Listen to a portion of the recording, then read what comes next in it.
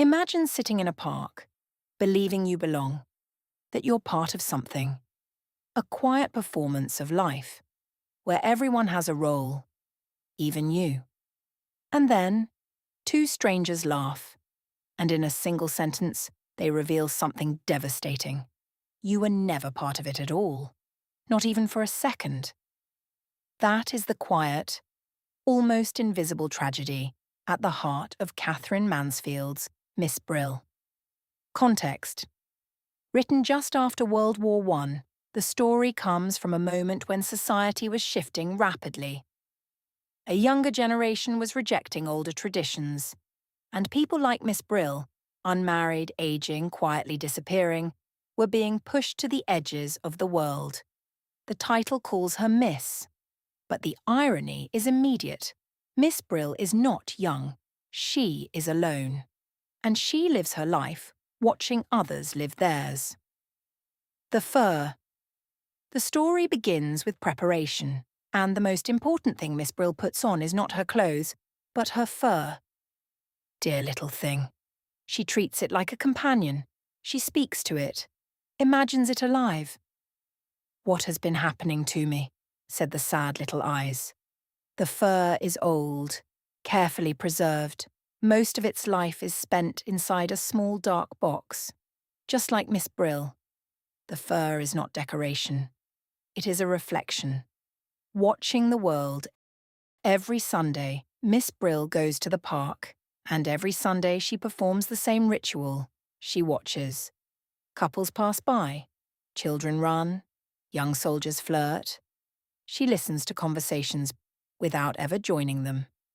She had become really quite expert at listening as though she didn't listen. She believes she is participating, but she never speaks. She believes she is seen, but no one knows she exists. Judging by appearances, Miss Brill observes closely, but she also judges constantly. A man's hat is dreadful. Other elderly people seem strange to her, odd, silent, as though they'd come from dark little rooms or even cupboards. Her attention is fixed on appearances, clothing, gestures, surfaces.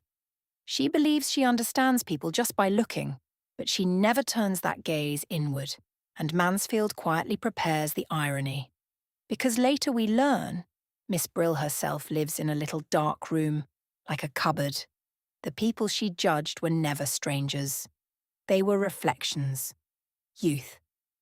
Miss Brill is drawn to youth, laughing girls, flirting soldiers, carefree couples. They represent life moving forward, energy, beauty, possibility. In contrast, the older figures around her feel distant, almost unreal. But this is not just personal. It reflects a larger shift.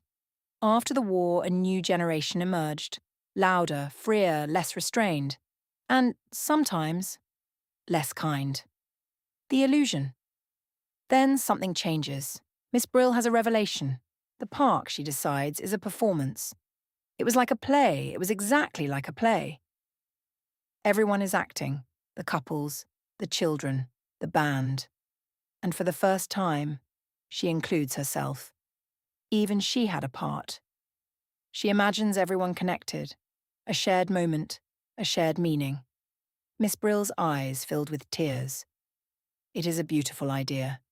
A world where no one is alone, where even silence belongs to something. But illusion and reality are not the same. At that exact moment, a young couple sits beside her. Miss Brill immediately casts them as the hero and heroine. But what follows is the only moment in the entire story where anyone truly acknowledges her. The boy whispers, "Because of that stupid old thing at the end there?" And then, "Why does she come here at all? Like, who wants her?" The girl laughs. It's exactly like a fried whiting. The cruelty is effortless, casual, unthinking. Miss Brill believed she was part of the performance, but to them, she is not a character. She is an inconvenience. The only interaction she receives is rejection. The collapse. She walks home. Usually she stops for honey cake. A small ritual. Sometimes there's an almond inside, like carrying home a tiny present. But today she walks past. Her small joys disappear first. The box. She returns to her room. Her room like a cupboard. The same image she once used to describe others. She removes the fur quickly, places it back into its box. No affection, no conversation. And then, when she put the lid on, she thought she heard something crying. Not Miss Brill, just something. Even now, she cannot fully face it. Ending.